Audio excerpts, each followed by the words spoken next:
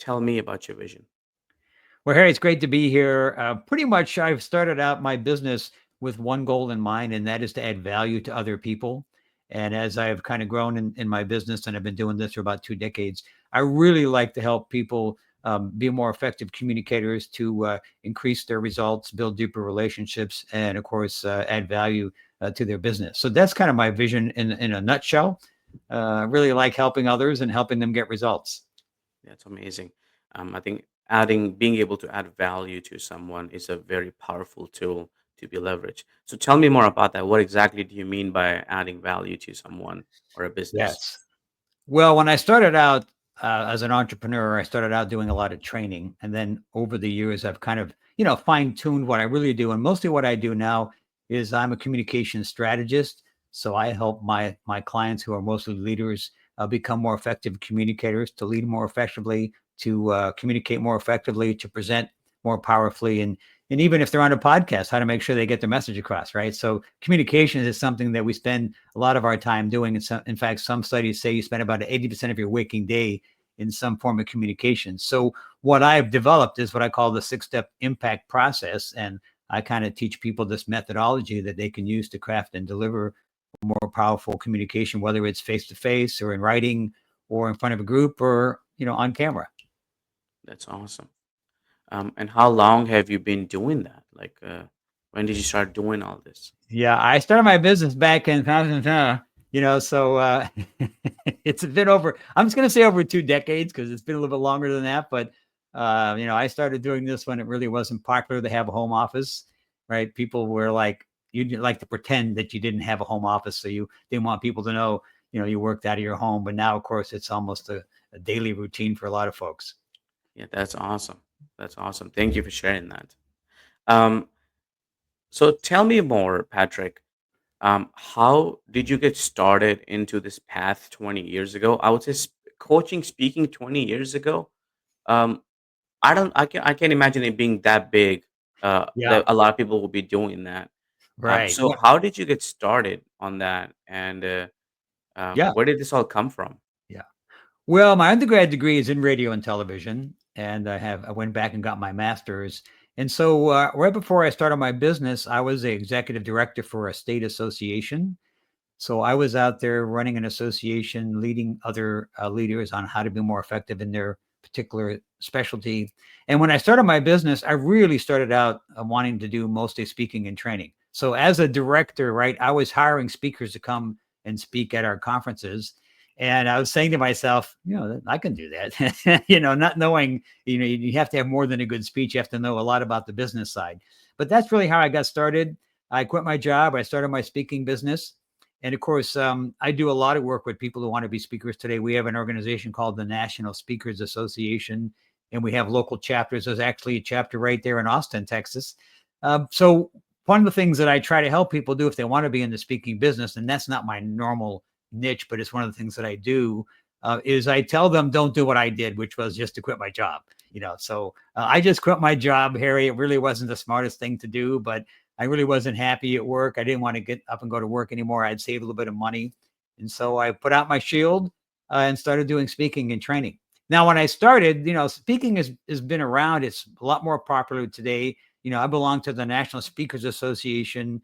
That organization started back in the mid 1980s. And coaching wasn't even on the radar when I started my business. So I hadn't done any coaching when I started. Eventually, I learned more about coaching and I added coaching to my speaking business. So now I spend probably, maybe 50% of my time speaking and training and maybe 50% of my time doing one-on-one coaching. It fluctuates. It could be 60-40, but I do both. Um, that's awesome. Thank you for sharing that with us. Um, what would you say, Patrick, that um, the lessons you have learned going through 20 plus years of business Yeah. and 20 plus years of coaching, Yeah. what would you say that some of the things that you'd like to share with our audience regarding that? Yeah. Well, I think to me, there's one fundamental principle that I've always lived by, and that is, to build deep relationships. It's all about relationships. And right before the call, we were talking about, you mentioned people don't care how much you know till they know how much you care. Actually, that's a quote, at least that I've attributed to Zig Ziglar, who I've actually heard speak in person at the speakers conference. And I really think, to me, if you want to be in business, yes, you have to have a great product. Yes, you have to have a good service. Yes, you have to understand sales and marketing. But really, I think your motto, Harry, is a kind of the most important model, is you have to let people know you care, and people like to work with people that they know, like, and trust. So that's a very important part of the process. Yeah, I mean, the one of the biggest organizations on the planet, Apple. People think they're in the business of selling phones and services. No, they're not. They're in the business of selling smiles. Yes. And same with McDonald's. Like it's not a coincidence that the biggest, almost the biggest franchise in the world for fast food, their mascot is a clown. Right.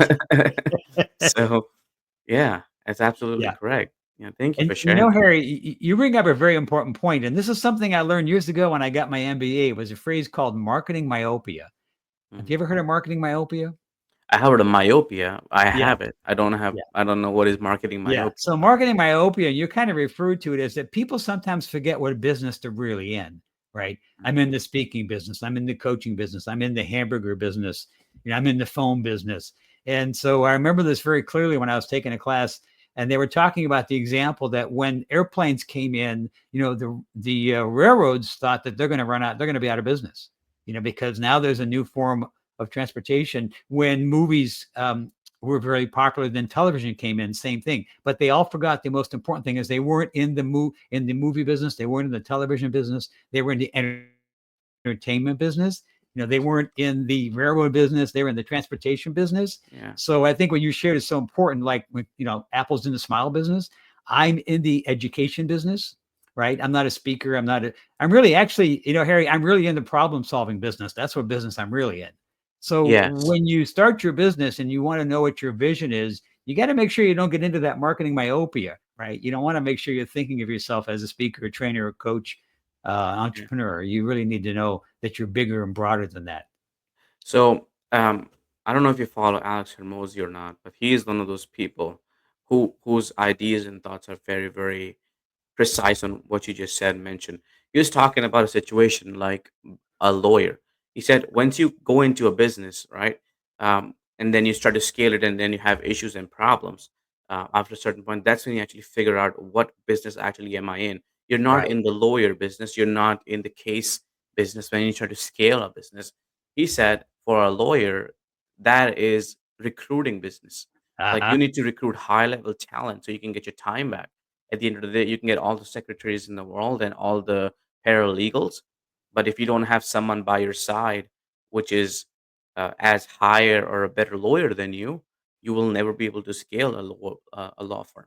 And Yeah. same with other thing, like if you go to uh, solar or other sales to door-to-door industries. um, are you in the sales business or are you in the product service business? I think you have to figure out at the stage when you try to scale it, and you can't scale at a point. So you're Right. absolutely correct. Most people have no idea what businesses they are Yeah. in and what they need to focus on to actually scale Right. responsibility and the right way. Yeah. Exactly. And I have a lot of friends in the speaking and coaching business. I have a good friend of mine who has a big coaching company. He has, 10 other coaches, and he does a lot of projects. And we actually together we did a seminar for the local coaches chapter, and he talked about, being running a coaching business, and I talked about being a coaching solopreneur. So there's no right or wrong way to do it, but if you don't have a clear vision, if you don't know exactly what problem you solve, then you're not going to be successful. I want to push back on it a little bit.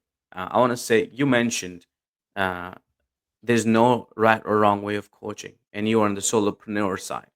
Um, I firmly believe that the way to build your business and scale is through a team and the right leadership. And you definitely don't share that same perspective. I would love your thoughts why you disagree or maybe partially agree with me. Yeah. Well, I'm not saying it's not good or bad. I'm saying that everybody's got a different perspective. I have a brother who is an architect. He has an architectural firm. He wanted to grow a business. He wanted to have employees. I just never wanted that. And today, more than ever, you can actually run a very successful business being a solopreneur. Now, that doesn't mean that I haven't hired contractors to help me, but I've never really wanted to be a business. And years ago, I've hired marketing and salespeople who were contract workers. But now, I mean, literally, like with AI, you have all the staff you need, and you can run it pretty. I mean, I've run a fairly successful, six-figure business for many years. And the thing about when you run a business, it's not about gross, it's about net. And so I know some folks who have a very big business company, but yet I net more than they do because of their overhead and expenses. So I'm not saying there's one way better than the other, but I think if you want to be an entrepreneur, if you just want to have your own practice, right, you can do that. If you want to have a company, you can do that as well. So the way I say it is, if you're in a business, you want to. Um, the way I see a successful business is either you can sell it within a few years, or you can have it working with less to no time of your own, where it's generating income for you. Right. And I don't see that as with a solopreneur route, with the Yeah. even the contracting world, like Right. because if I want to sell my business, no one wants to buy my job. Like Yes. they want to buy a business that's producing, and that's Yeah. what they'll pay the big buck for it. The business Right. that can that can sustain itself without me being involved at all. Yeah. If they have And to and hire you're me right. back, yeah, You're right, Harry. Yeah, I will not be able to sell my business because it's me. correct, Yeah. yeah, yeah.